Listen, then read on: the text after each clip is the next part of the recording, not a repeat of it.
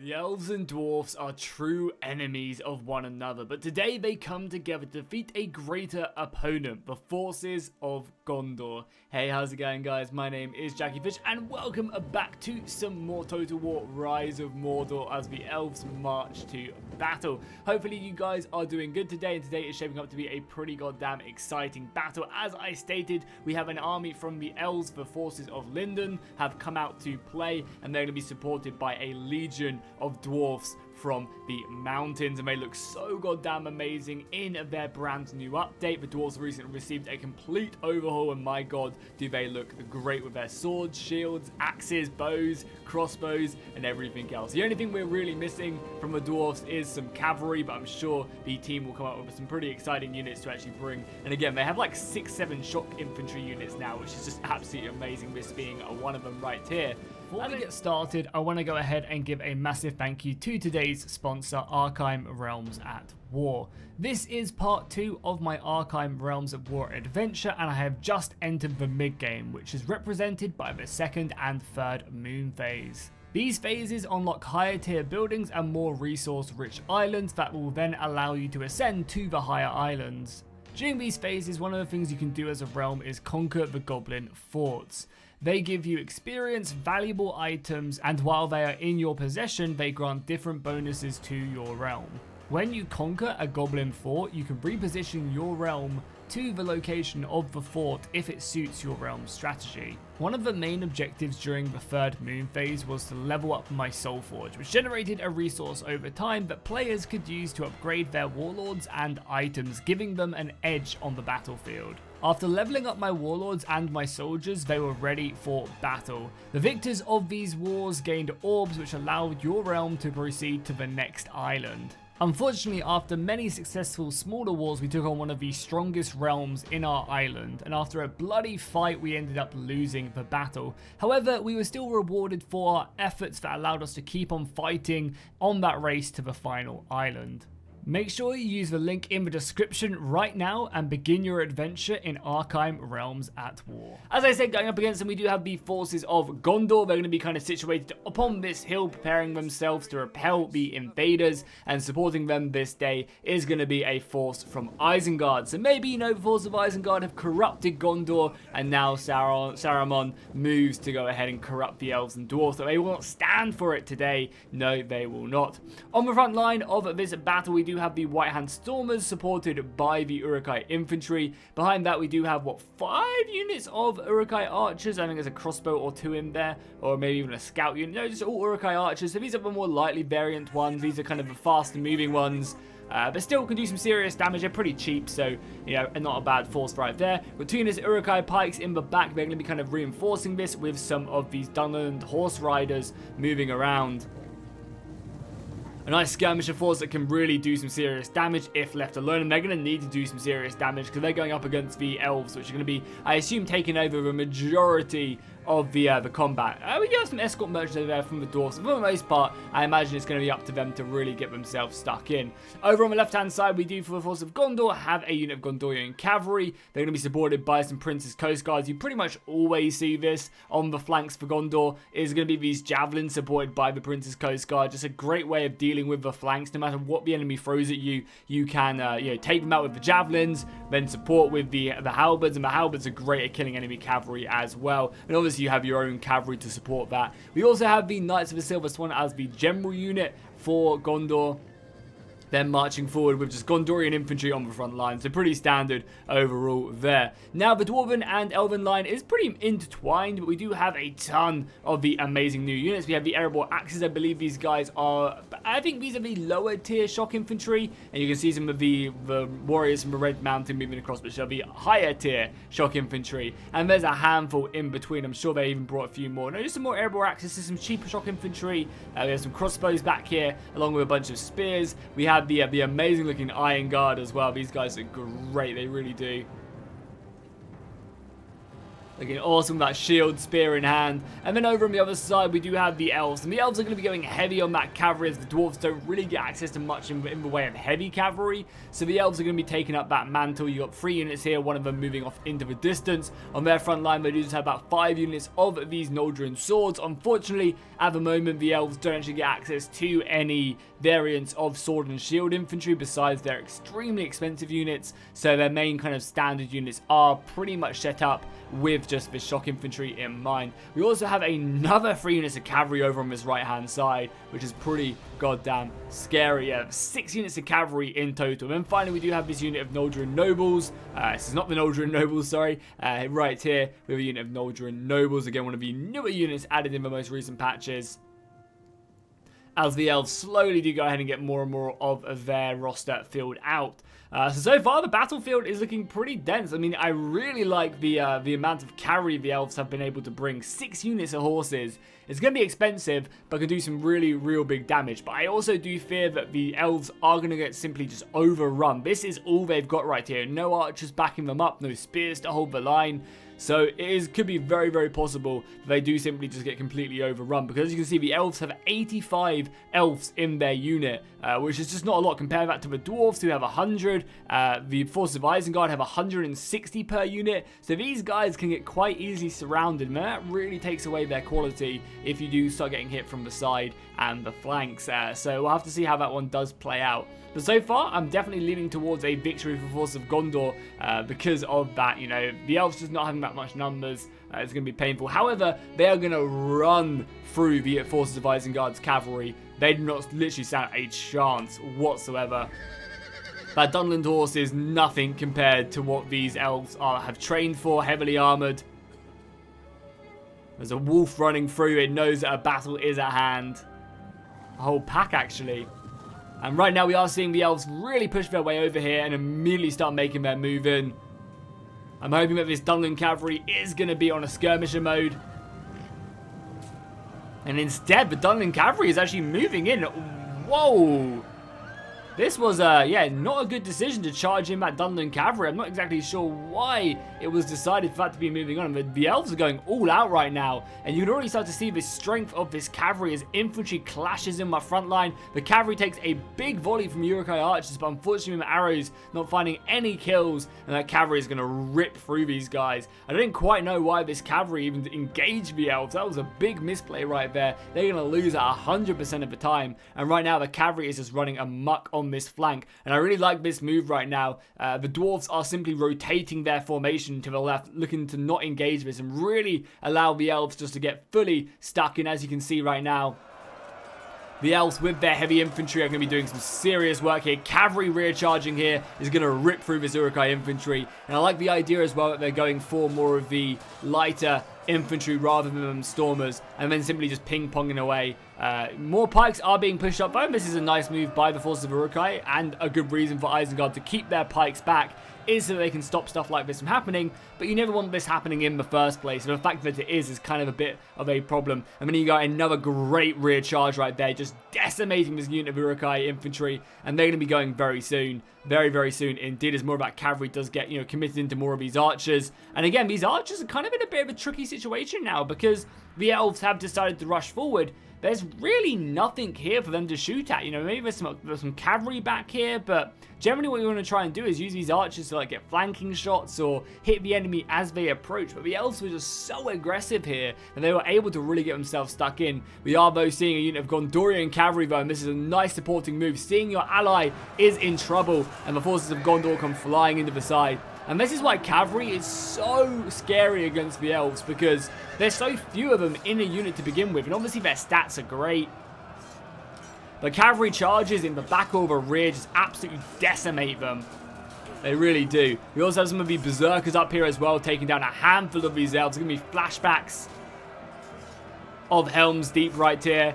And yeah, these Elves are getting brutalized by the berserkers right now. Not a bad move whatsoever.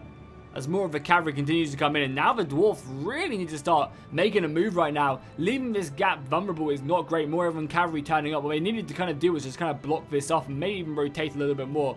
Their archers, though, are able to kind of pick away a few of these Gondorian horses, seeing about 6 or 7 of them dropping right there, which is not bad. But right now, this unit of Noldrian swords is in no man's land. It's going to be getting kited around, rear charge, javelins thrown at them. So this unit is basically just completely gone right now. It's gone way too deep with no support, and there is nothing they can do. The cavalry over on this side, though, have been able to clear up that Dunlun cavalry, and now is immediately going into the rest of these Uruk-hai infantry and also into the pikes as well. A couple rear charges there is going to definitely see them off. However, the Dunlun cavalry has come back, but it's going to be a moment or two until the player does realize that that is the case. Over on the other side as well, the force of Gondor are actually kind of happy to kind of take this engagement. However, I would imagine they would want to try and close this distance because, as you can see, the dwarfs have a fair amount of missiles in this army, and even with these cavalry harassing, there's still a handful of bolts that have been able to kind of get off here and, volley down on the enemy. As well as that, I'm a bit nervous about these spear walls as well. A good cavalry charge can actually break through this many ranks, and they're not even braced as well. Oh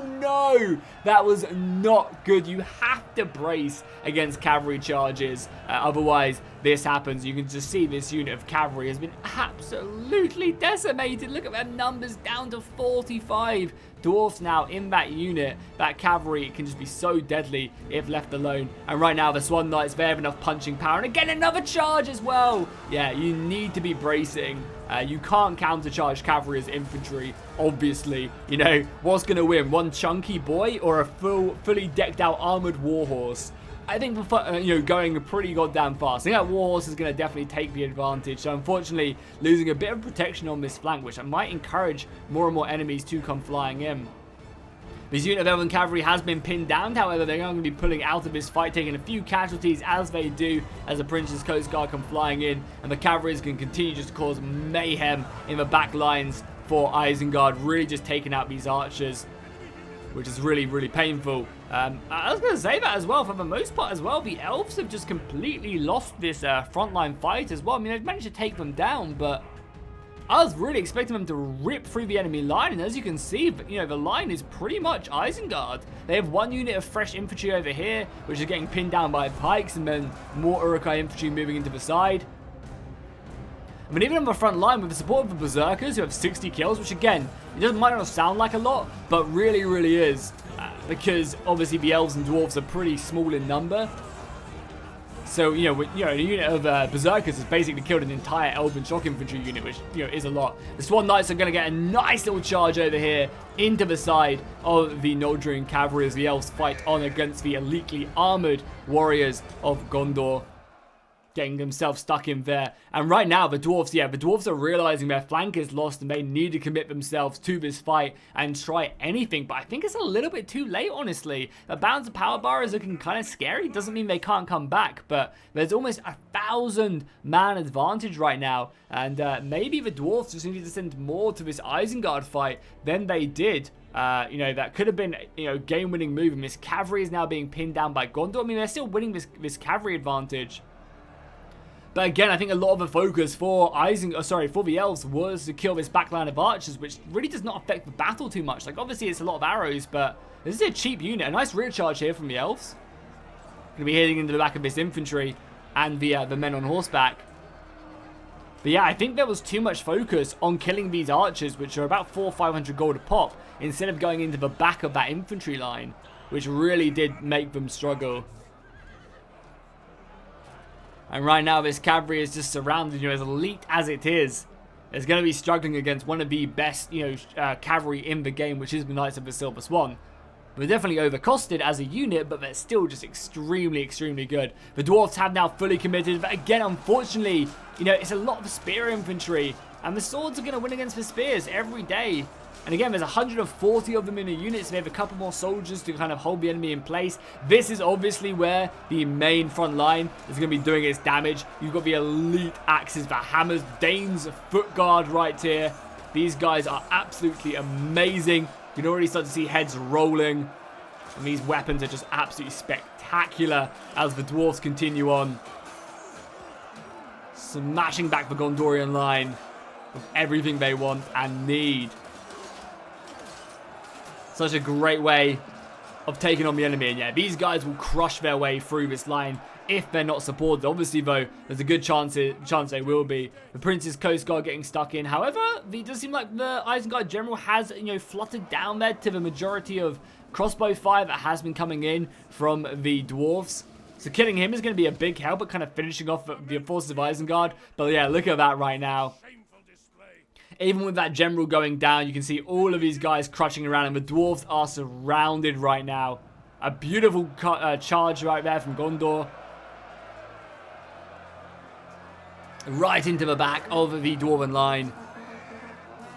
And even though a handful of these boys are going to be getting back up, they're still going to be struggling immensely. And this cavalry is going to be going back in and out. Ooh, though, the Elves have managed to kill the enemy general. Wow, the Nordorian cavalry won that? I mean, I guess it doesn't surprise me too much, but it really seemed like the Swan Knights were going to turn the tide of that battle. Okay, the Elves aren't out yet, and they're immediately going to be going into back, and without a general as well. This is going to be huge. It's going to be able to rout a lot of these guys almost on impact.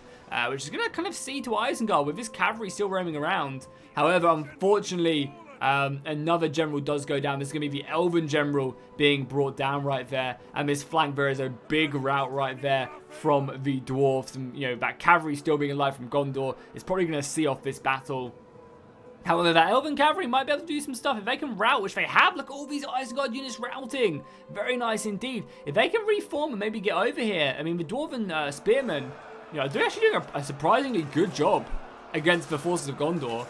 And again, they're shaken. General's dead. They rear charge into these Gondorian soldiers could break these guys very, very easily. So this battle is definitely not over yet. However, this cavalry charge from Gondor is going to basically, send this unit to the depths of the underworld right there.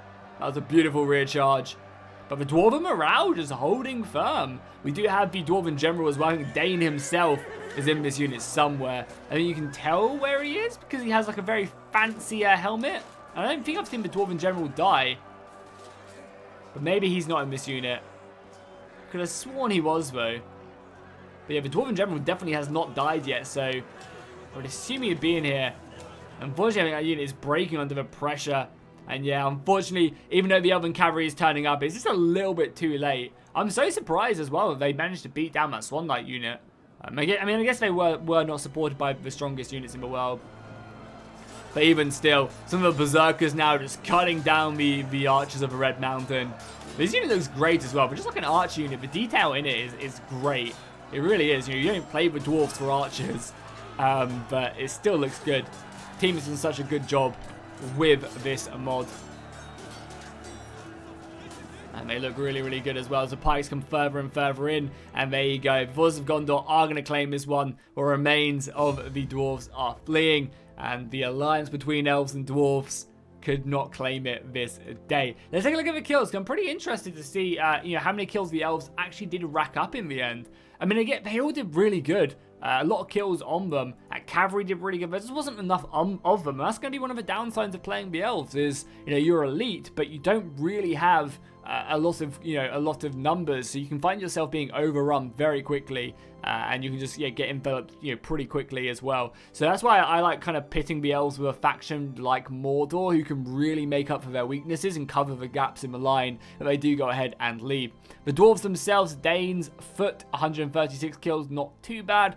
But Dwarves, I think there's just too many spears in this army, and obviously getting run over by that Gondorian cavalry, which has over 200 kills on 2 of them, is pretty goddamn disgusting. Isengard as well, Berserkers are going to definitely be the MVPs for them. So hopefully you guys enjoyed this battle. If you did, make sure you drop a like and a comment down below, and I'll see you guys in the next one.